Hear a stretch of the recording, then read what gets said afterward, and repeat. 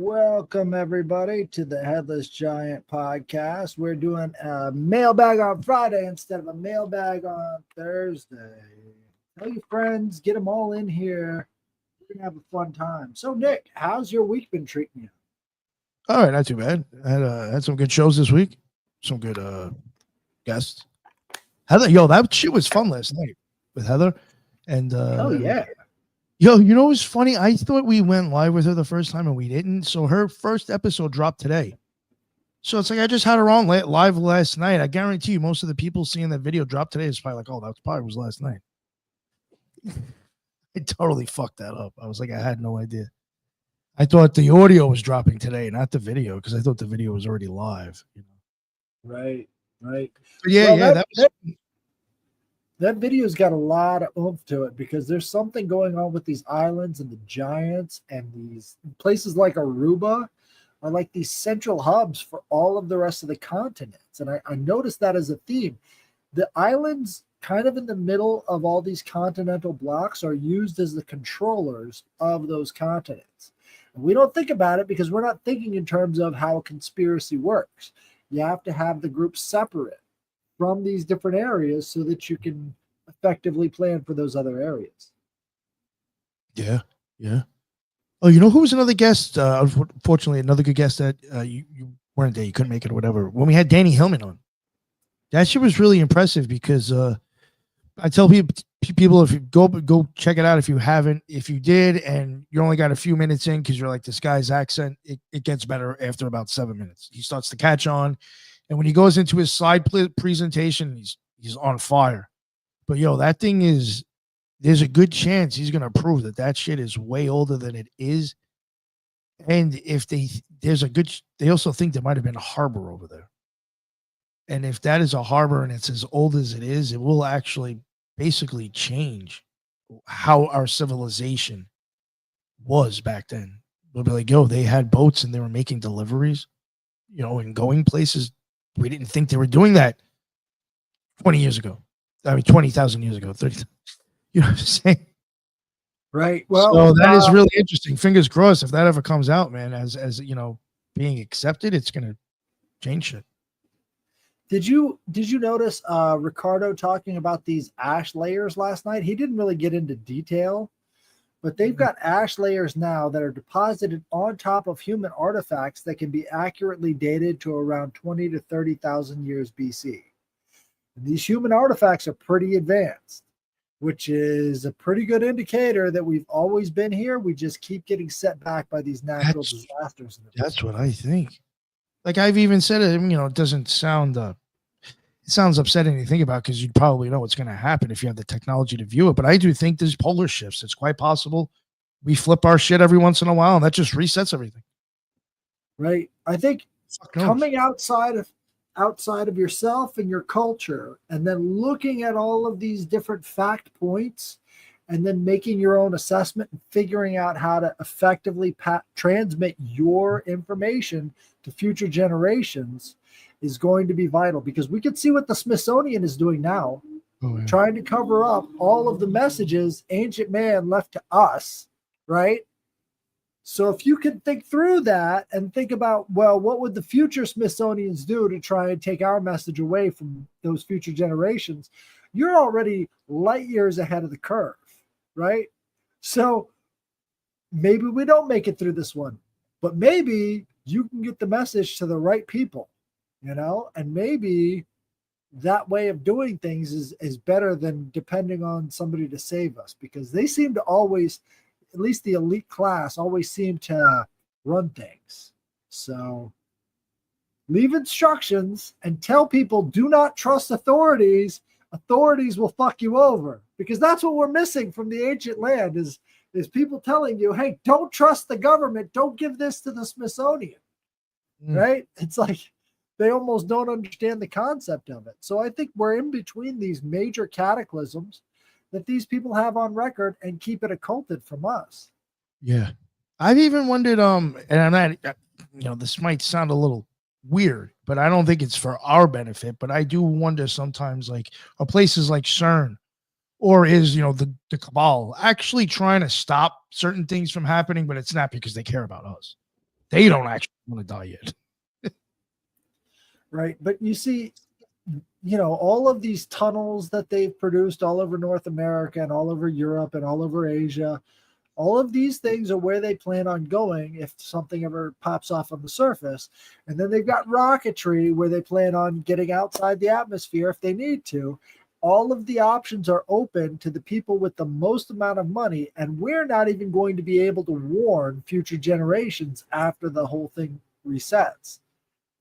So maybe if we start thinking about that and figuring out ways to leave those messages effectively in certain maybe megalithic proportions, big old rocks that say, do not trust the government or something, maybe leave some translations, other forms of writing next to it, something like that.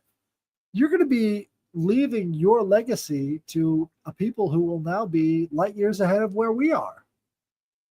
That's something to be hopeful about, let's depersonalize this stuff. Maybe we are part of the planet. Maybe that whole reset and everything else is part of this whole soul cycle. Maybe we can level up ourselves and other people. But we got some symbols tonight. Oh, yeah. Why don't you take us through your symbol and then we'll go into mine. Okay, hold on 1 second. All right, did you here, pull it up if you don't mind? You got it. All right. Let me see if I can. Yeah, it's pretty much the whole picture right there. All right, that is the interesting name. It is called the Hystera amulet or the uterus with key. Sounds weird, but it is it's basically a womb, schematic womb, often like a cupping vessel, like it looks like a cup, and it's sealed with a 7-tooth key, and it normally has like an Ouroboros around it as well. And it was something, I'll get into the uses. This goes back to originally, I think they said that they find them around anywhere from 2th to 5th century. And these types kind of are found in the Roman Imperial East, Egypt and the Levant. There is some museums, the British Museum, they're dating it back to the 2nd and 5th century. Those ones that they find earlier tend to be made out of hematite. Then they start showing back up again around the 7th, from the 7th to 12th century. And those are made out of normally copper and lead. And they might look a little bit different. The reason that it was used, a lot of times it was for kids, women, or pregnant women, or even midwives. But here on it, I'll see if I could change it for some of the pictures for you to see too. This would be the back.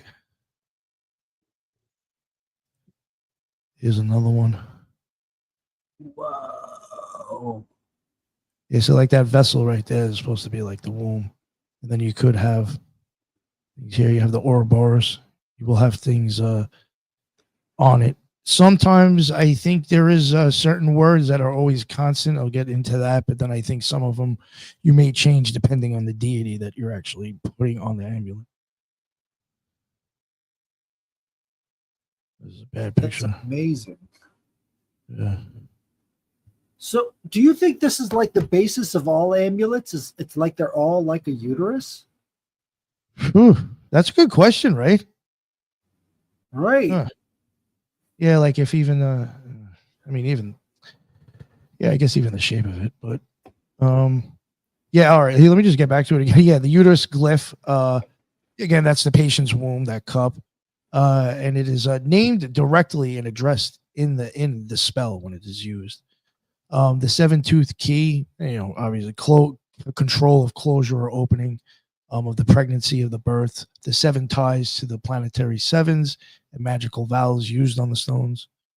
The Ouroboros ring is supposed to be for like total containment, boundaries, keeping the demons or bad airs from the womb. Deities above, sometimes I think the ones that I'm supposed to be showing, it is either sometimes, I don't know if I'm saying this right, Shinobis, or sometimes it almost looks, it's an earlier version. I almost did that tonight, but I didn't want to get into it. It's like an earlier version of Abraxas. It is the lion-headed and it's also known for being like a stomach healer. Sometimes they'll have Isis or Nephthys on there as like a protective midwife, or sometimes Anubis for being like a guard or stabilizing the situation. In the inscription, sometimes it will be like contract womb and then the name of whatever like you're wanting to use. And then sometimes you'll string the 7 vowels at the end. How it was used. Sometimes it would be kind of like this on a necklace or a ring stone. And, sometimes it would be worn or put in the pocket. Sometimes women would put it around their abdomen. While even reciting the inscription, they would hold it there. Sometimes they even said that they would have like another one that kind of goes down almost down by like the vagina area, and you could hold 2 down there or whatever and do your thing. Again, a lot of patients, pregnant women, new mothers and infants and midwives use that a lot. It eventually even did start, other versions of it even started kind of popping up amongst, according to what I see, even like with Jews, Christians, and pagans. Yeah, that was my sigil, my symbol. That's incredibly advanced. I mean, the idea that they were thinking about the uterus in this very methodical way, like having to protect it and all the rest of these things, it seems so.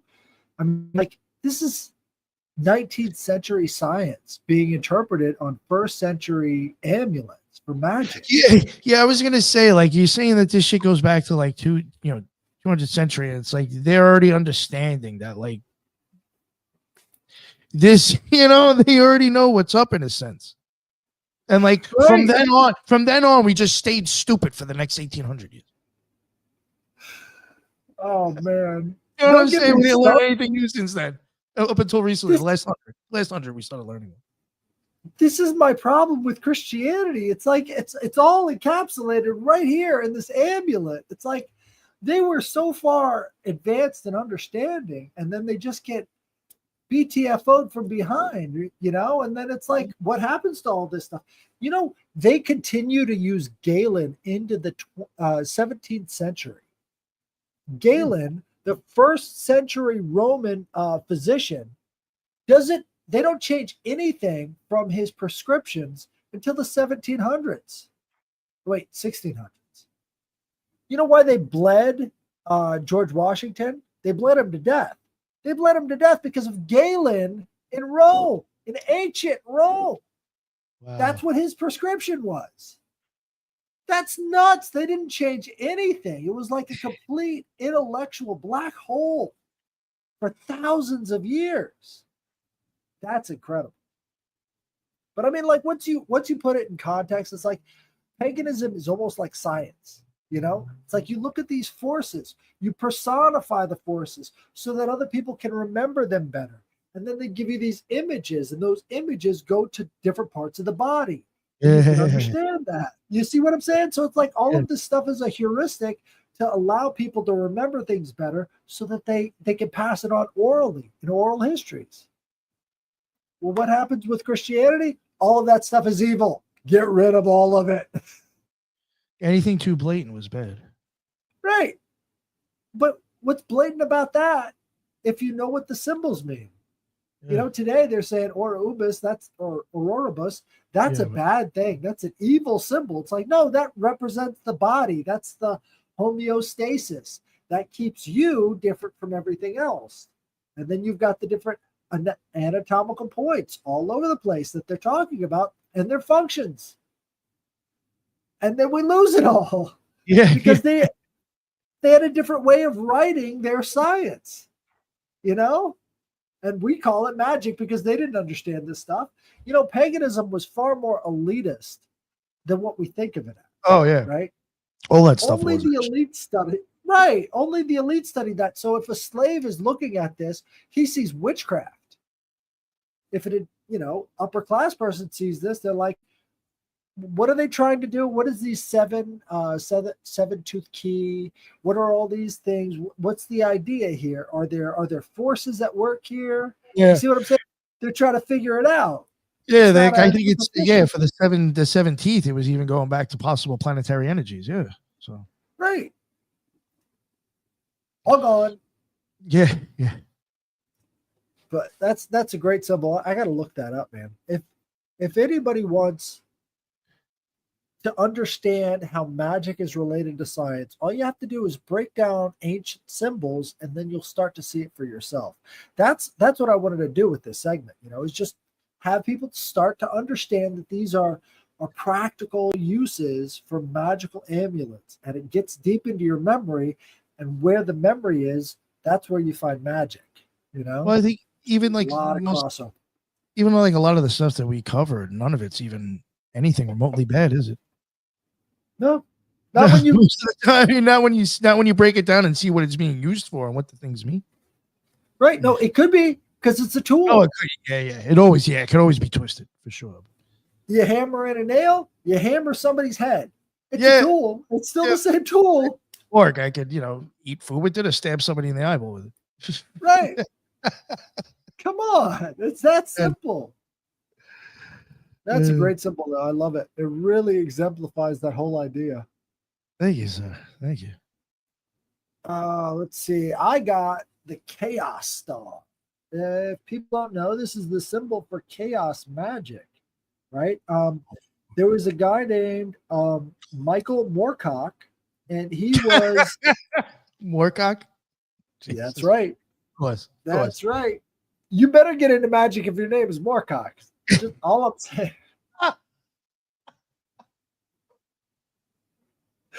I didn't have a choice. Figure it out. Right. You got to be a wizard. You got to be a fucking wizard. So this guy wrote mythology for tabletop games like Warhammer and Dungeons and Dragons, right? He was deep into this whole tabletop gaming phenomenon. And so he created this symbol of political movements as well as, stuff about Nazism. So he creates this symbol for his games, and then it gets adopted by revolutionaries who start to use it as the symbol of their rebellion against government, which is kind of interesting. So why did he use this symbol as chaos?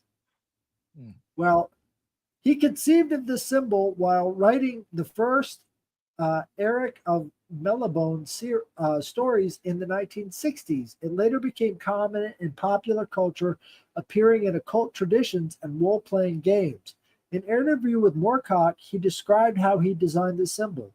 I drew a straightforward geographical quadrant, which often arrows northwest, east, and south, and then added another 4 directions. That was it. 8 arrows representing all possibilities.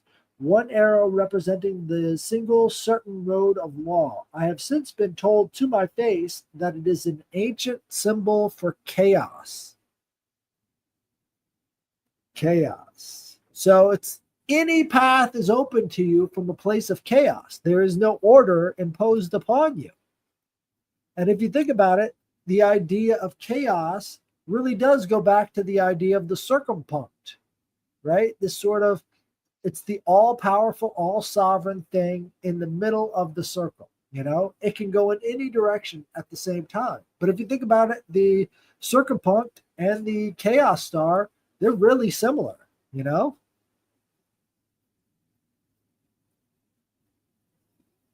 So in the 1970s, the Chaos Star became the main symbol of chaos magic, a British occult tradition. The official symbol of the Illuminates of Thanateros, a magical organization dedicated to chaos magic. The symbol's first appearance in a commercial role-playing game was the Dungeons & Dragons supplement Deities and Demigods, which featured gods and monsters from Moorcock's books. It was later adapted in a Stormbringer, Warhammer 40K, and Warhammer Age of Sigmar, among other games. It has occasionally been used astrologically as the symbol for the trans-Neptunian planetoid 19521 Chaos. So there is a planetoid out there using this symbol because of its erratic shape and erratic motion throughout this trans-Neptunian orbit. So, right. How many cult groups have now been fascinated by the whole idea of chaos through just that one symbol? and they keep doing it. It's self-reproducing. That's chaos. I've like seen that redone, but I think like tried to make look like a shape. It's hard to explain. Or like a square in there or some shit. Well, if you're going to reduce it to, I guess, cosmic or eternal geometry, it would have to be closely related to the idea of the tesseract, right? So it's like a square within a square in a 5-dimensional space that's sort of keeping everything in. But at the same time, if you put that chaos symbol inside of the tesseract, you kind of have infinite possibilities because it's all a simulation, right? Everything comes out of that one, just as that whole universe is pressing down upon you. It's almost like they're answers to one another. Well, like Shaman 711 over here is saying, stare at it for a few minutes and you'll see a circle inside a square. So it's hinting of sacred geometry right off the bat. I like that.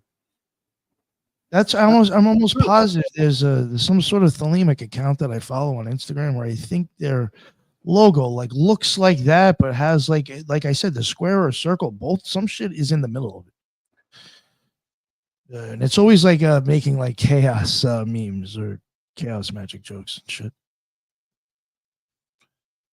Well, I mean, that would make sense because there's a lot of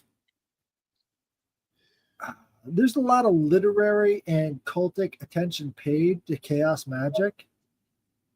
William S. Burroughs came up with the cut-up method, which was like proto chaos magic, where we cut out all these little words out of all these different things, and then David Bowie got that from him. David Bowie would do that with some of his songs because of him. Yep. Proto chaos magic, right there. They're just using other varieties of the same idea over and over again. Yeah. Yep. I like it. I mean, what do you guys think? Is that something you can relate to? This is the potential of putting your will into magical form. And we always get caught up in what's going on around us, not what we can generate out of ourselves. That's the whole idea behind chaos magic, is it's self-generating. We don't even really have words for self-generating, you know? Anytime we make invocations, we make it to gods because we don't have the words to say, I'm bringing it out of myself. Like you could say evocation, but does that really encompass what you're trying to say? I'm manifesting my will. Is there a single word for that? It's almost like we've been cut off from the concept that we can self-generate our futures. Some ways. Yeah. I mean, that's kind of what I think. For me, when I did the sigil, when I was actually big, I wouldn't say chaos, but I was big with that style of making sigils, you know, the way chaos people would. I used more of the meditation or mantra method. I wasn't going to be another dude in the OTO jerking off the sigils. So I did mantras and meditation. So, but in my opinion, a lot of that I almost feel like is almost like programming yourself to get you to the means that you're looking for. I think a lot of that Keck magic back in the first Trump term, that all came out of chaos magic. I think there was somebody doing a bunch of cut-ups and they're like, frog memes. Let's make a frog meme. And so they just started pulling all these different images and seeing what took hold, what got the most views, what got the most reactions. And then they built off of it from there. And then you find that, hey, it's related to one of these ancient symbols of Keck, you know, and you've got all these ties to ancient chaos magic because that's what it was back then. These were the gods before the Ogdad, you know, Keck and his partner, they were before everything became ordered. You know, they were like the titans of the Egyptian pantheon. So I think that has a lot to do with where this power is coming from. Everybody looks at the Olympians or the Ogdad as being like the supreme deities. Those are the supreme deities of everything coming into form. Before it comes into form, then you've got the chaos, then you've got the titans, you've got all these other different forms of ideas that you can apply to your own magical life that people don't pay attention to because they're appealing to the form of power that exists today instead of going primordial with it. I think chaos magic redirects towards the primordial. Yeah. No, that's what even like what I was getting at. Even kind of like you kind of tap in that part of the brain that you normally don't, come in contact with. Yeah, Right. subconscious. Yeah. Yeah. No, I do believe that. Yeah. Even Crowley talked about that when he was talking about these uh, I guess he mentioned I think they were Aesop's fables. Oh, okay. Go ahead. In book 4. He was talking about Aesop's fables and how Aesop's fables can be applied to anything. You just have to plug in different meanings for the different characters, and then you get a whole new meaning out of it. That's almost like chaos magic in a sense, because you're just ascribing different meanings to the old references that you have, and you're creating a new narrative in the process. I got to get some more of his. I actually don't have that book. I need just crazy as it sounds. I need to get more of his shit. Actually, I don't have book 4. You probably have all the supplemental books that he put into book 4. Yeah, that is true too. Yeah, I mean, there's a lot of fucking shit that's separate stuff that's just packed in there. That is true. Right. That's true. Right. I mean, I have the not Golden Dawn. What is it? What's the other one? The Golden Dawn. That initiatory book is fucking gigantic. I got the red book. That's not Golden Dawn. That's the other group that he was involved with. OTO? No. No, it is Golden Dawn. Yeah, no, it's not the OTO. But I have the whole Golden Dawn book. They talk about Enochian chess in there, and they talk about they've got a bunch. Have you ever heard of that? Yeah, it's probably the only chess Trump is really playing. That's a really good point. I need to look into that. That's a good reference.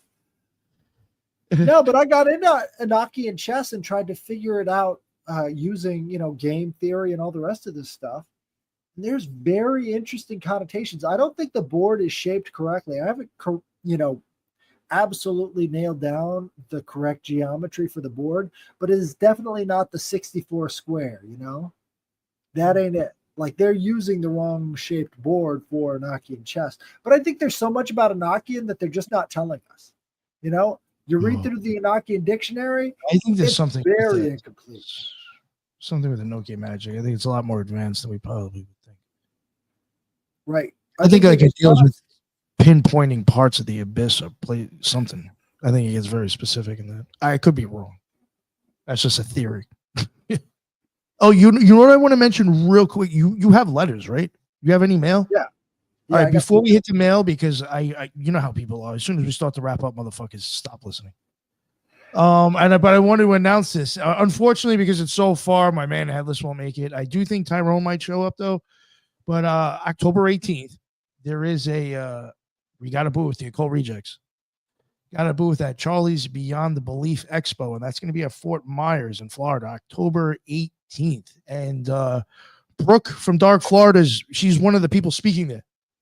So when I heard that, I was like, yo, I saw there was boots there. They weren't crazy expensive. I was like, I fucking have to get one. And to top it off, it's in a Masonic lodge. And to make it even better, I got booth number fucking 33. I was able to pick it. I said, I got to get 33 in front of Masonic lodge. Fuck. It was either that or 17. So, yeah. But so yeah, October 18th, anybody in Florida, not far from Fort Myers, myself will be there.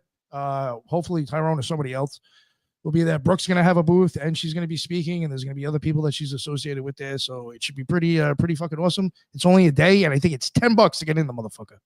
So for real. Yeah. I mean, it's from like 8 to 5, and I think it's only $10. So come check it out. That's amazing, dude. Yeah. That'll be fun. Yeah. You got to bring your cameras, and you got to start live streaming from the booth. That's going to be amazing. Fucking know it, dude. You got to do. Yo, if Tyrone comes with me, both of us will have like a production crew. Between me and him, the amount of equipment we both have, dude, it's fucking unreal, actually. Hell yeah. Me and him could like definitely do serious filming. We're together. Yeah, man. Dude, we did. We were at the Cosmic Summit. Me and him were all over the place with our shit. Right. He's got a camera, then he's got another one set up next to him. He was just like me. I had 2 cameras and I'm using my phone. People probably thought like I was a crackhead or some shit. I love it. I love it. This is going to be a great time. Let's see. So we've got an email from Angel. Hey, Headless Giant. This is somewhat of a story, more of a IMO strange experience. I have had a few astrology readings done in my life, but this one is free and really went over my head. I don't know whether to question my own sanity for feeling that there is a deep wisdom here I don't understand. This is what they said. The strongest planet in this chart by far is Uranus. Its closest peak of activity will begin closer to 40 years. Uranus is an intellectual planet, so teaching suits you. Saturn and the Sun are next to Uranus on the timeline. This enhances professionalism and charisma.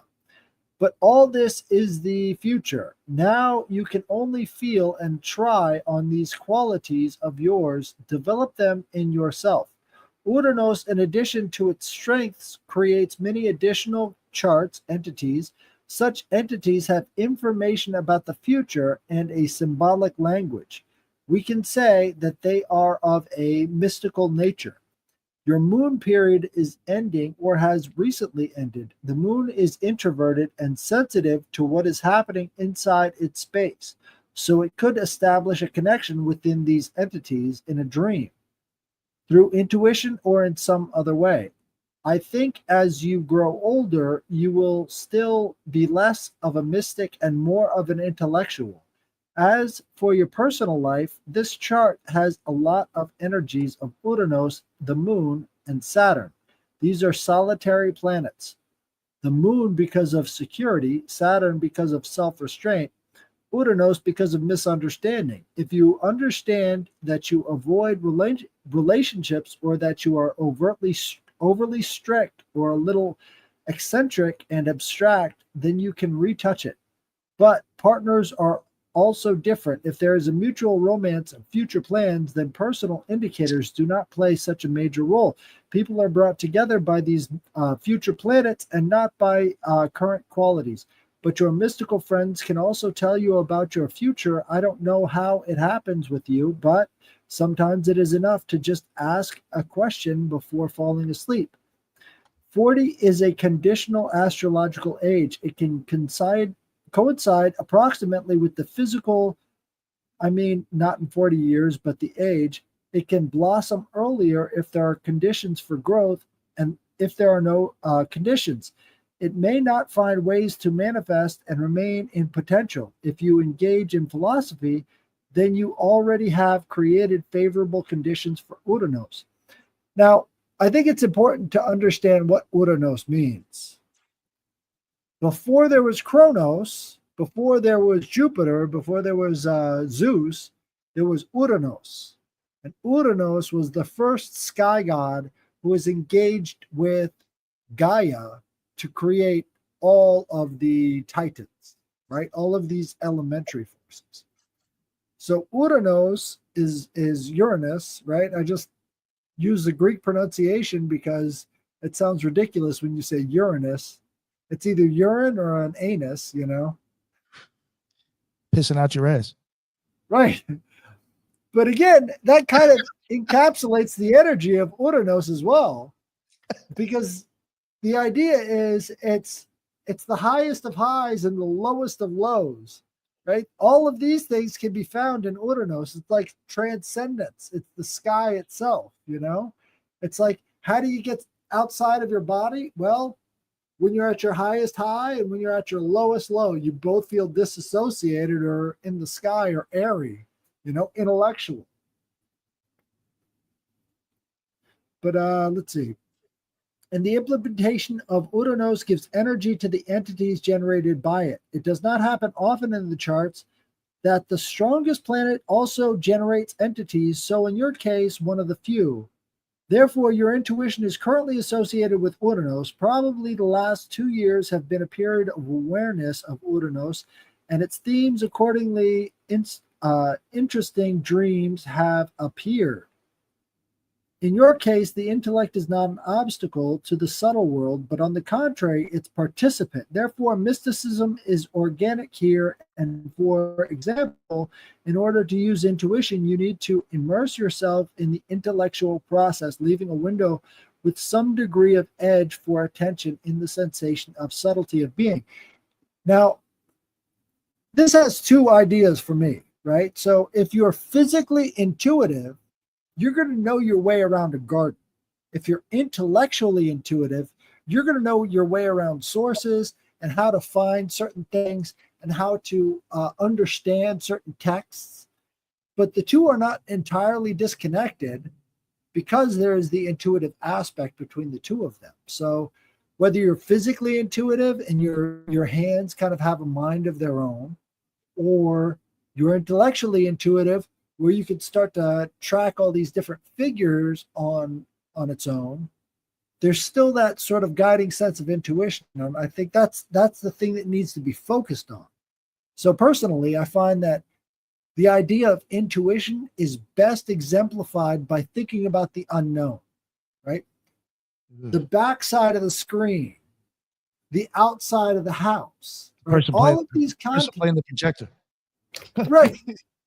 This kind of goes into my symbol too. It's like chaos magic is ruled by the gods of the unknown, right? And if you think about it, there's lots of different gods of the unknown because you have different parts of the unknown. You may know a certain part of the unknown, you may know, but once you kind of understand the unknown as like a physical force, then you can start to manipulate it. Because if you have no concept that you are connected to the unknown through time, right? You've got this tether bringing you forward into the unknown, right?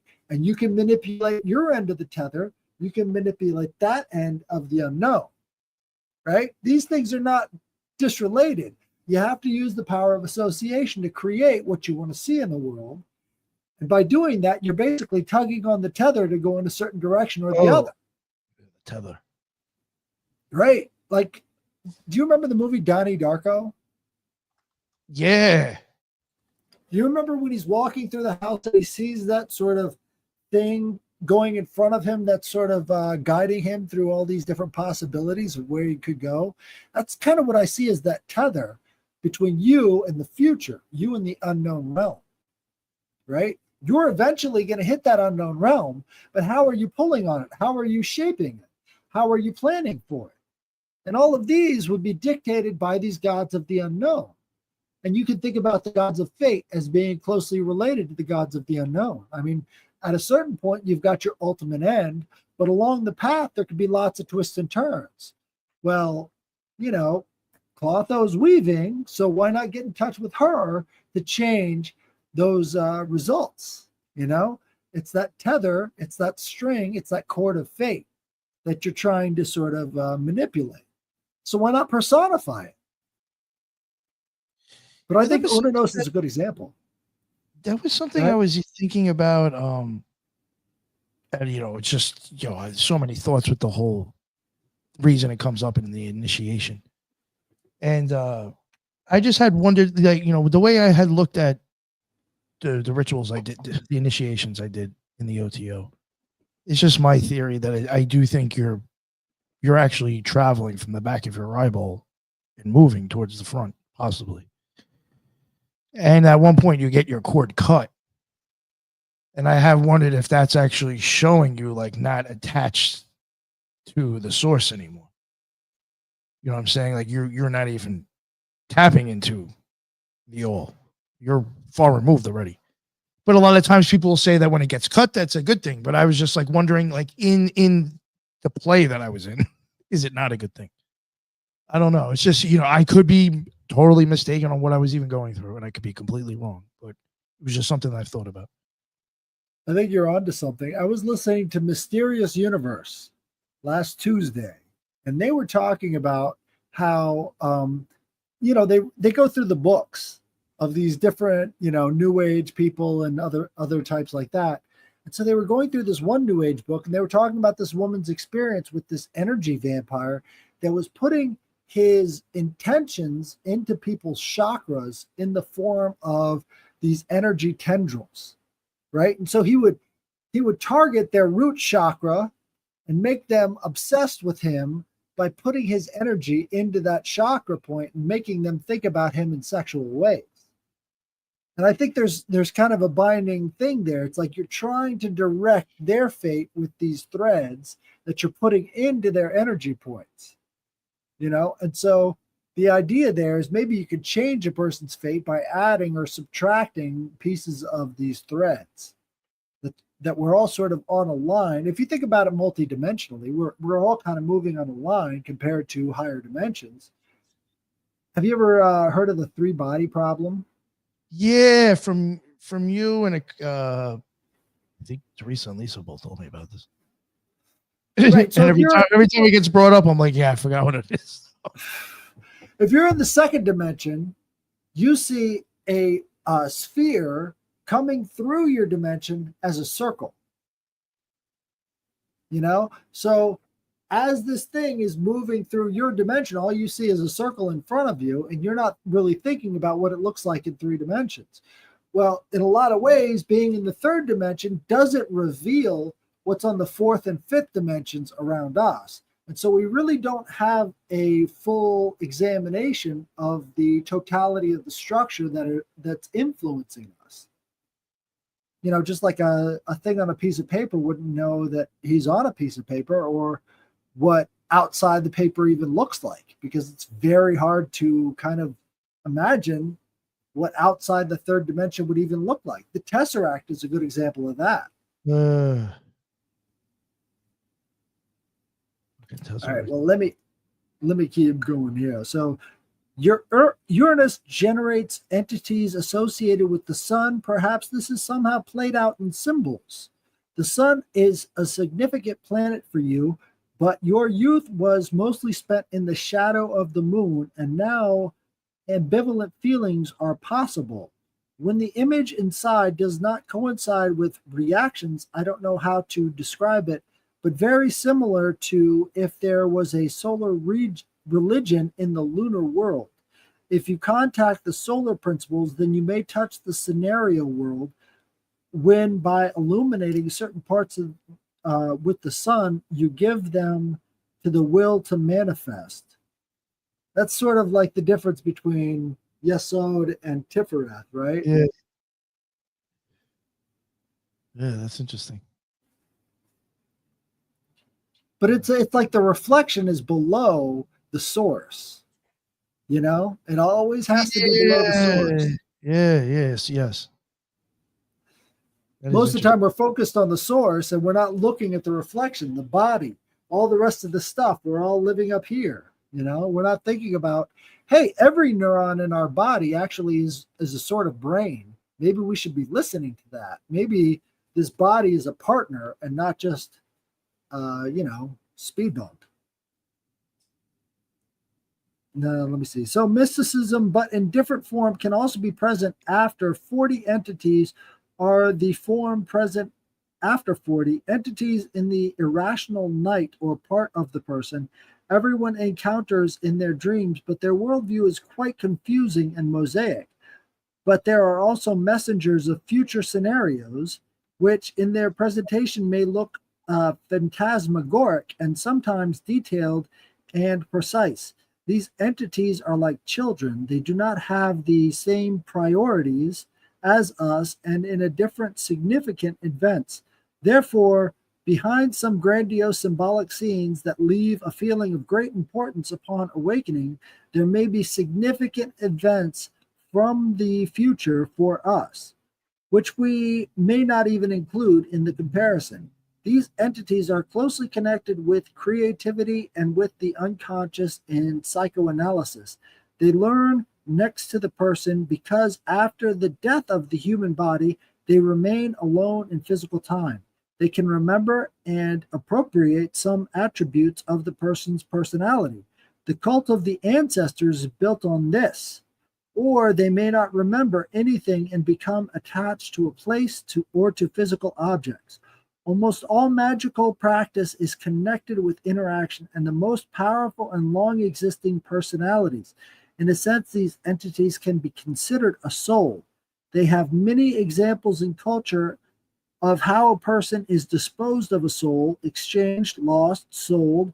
On one hand, they are an integral part of us, right brain personality, and on the other hand, for us, they can be an object.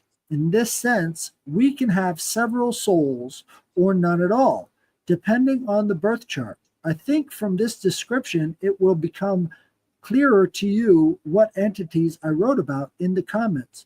Of course, any interaction with them can be called mysticism because they exist in a subtle, ephemeral world.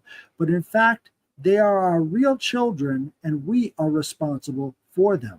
I forgot to mention that in philosophy, this side of reality was presented by Rousseau and Nietzsche, and like all true, consistent philosophers, by the end of their lives, they themselves were moved to the irrational side of being. I know this is long, but fairly interesting and something I have never heard of before. Have you ever heard of anything similar to these ideas?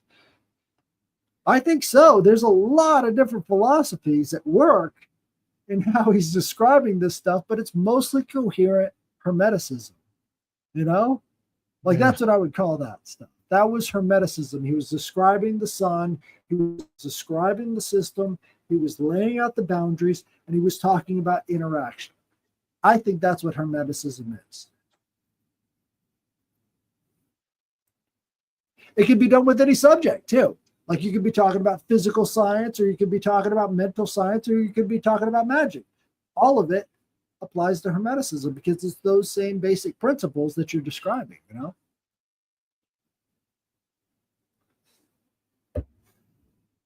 What are your thoughts? What do you think of it? Right, like you said, a lot of hermeticism. I don't tell you the truth. Where did that come from? I don't even remember from the beginning what that even came from, though. You know what I'm saying? Like, was that just like someone's thoughts? Was that like? This was her astrology reading. She was. Oh, okay, all right. Because I was just like, this isn't a dream. Because yeah, I was just like, but what started this off? Right. No, she was talking about Uranus and the influences of Uranus in her life, and this astrologer was giving her all these examples of how Uranus is going to impact the rest of her chart, and it was very hermetic. Very hermetic. Oh, the way everything was being said seemed like very Kabbalistic to me. Right. Well, that's part of hermeticism. Yeah. Well, yeah, that would be tossed in there with hermeticism for sure. Yeah, hermeticism with that, then planetary stuff. Yeah, all sorts of things mixed in. Yeah, and I'll be totally honest with you though, when it comes to anything beyond the 7 classical, that are used, I'm really not good with. So a lot of this stuff, I was just like, okay. It was all like news to me. That's why I was just like, where did I know this isn't a dream? What started this off? Because I forgot. It was so long. Well, I think you can benefit a lot from learning the mythology because they don't stray from the mythology and how they name the planets past the 7. Yeah. Right.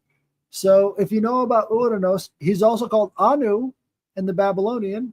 This is where we get the Anunnaki, children of the sky. Same concept. That's the sky god. That's the original. So, there's so much you can learn just by going to the mythology and then going back to the planets and being like, okay, well, I understand how that fits.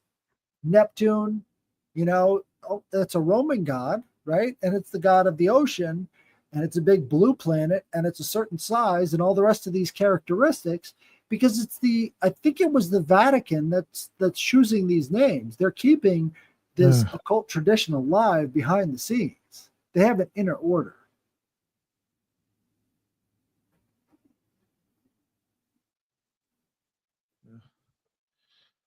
That was a long reading.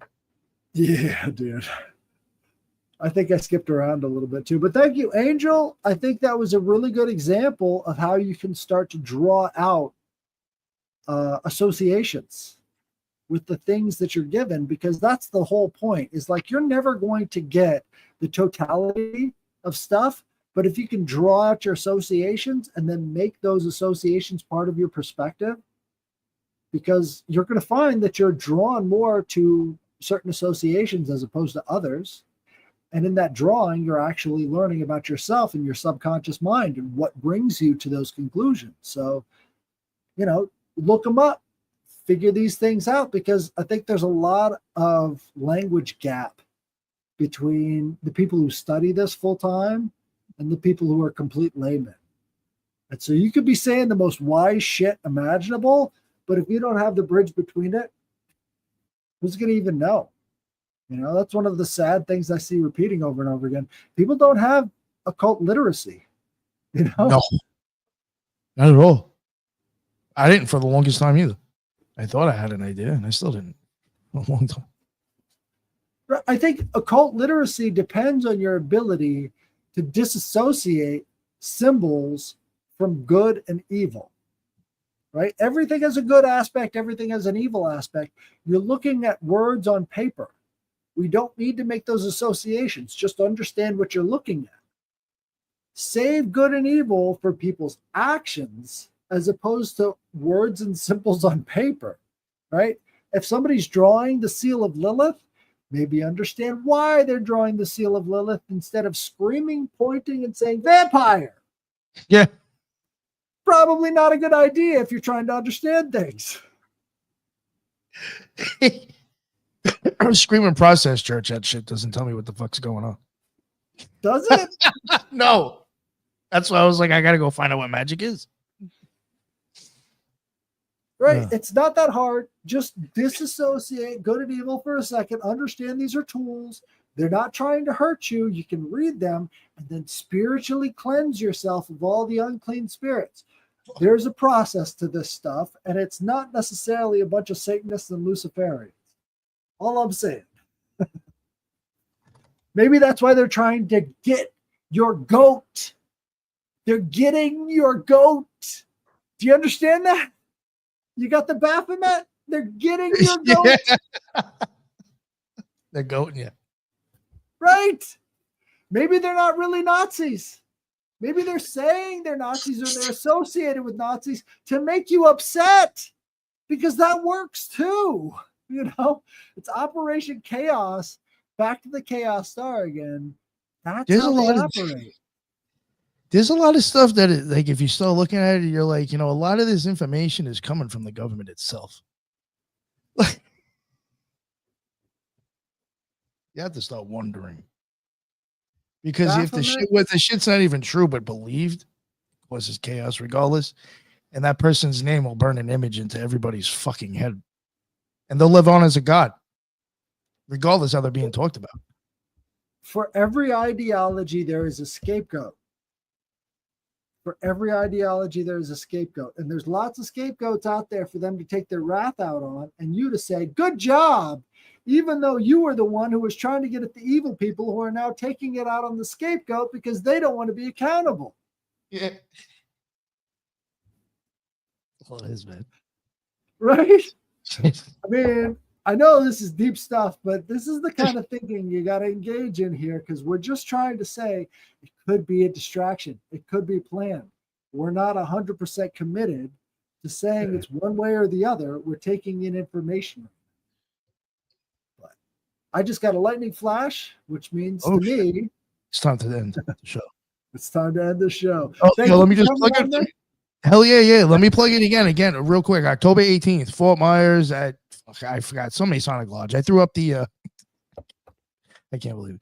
When I saw that too, I was like, oh, I have to go now. Just so people could talk shit about me.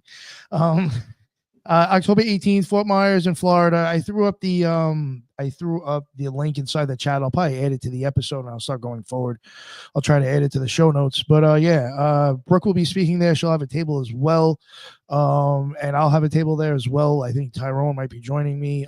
If there's any other, other occult rejects too, I think it's like, whatever, it's $10 to get in. So, I mean, they could possibly, maybe somebody else may be able to come as well. It's only $10 to get in, like I was just saying. So even if you're a fan and you're in the area and the speakers aren't for you, it's really only $10 to come and hang out and bullshit with us. So, I mean, think about it. So come check it out. It sounds like a lot of fun. And if I were you, I would be there, because you might get to see the kitty live on a webcam as we're doing episodes. Yo, dude, if you came, I would definitely want you to bring the cat. Oh man. Unfortunately, I think you're farther from it than I am. So I don't expect you to come. Absolutely. I would have loved it. Definitely bring my dude over there. Well, thank you guys for joining us, and we'll see you again on the next Headless's Magical Mailbag. Thank you very much. Later. Bye.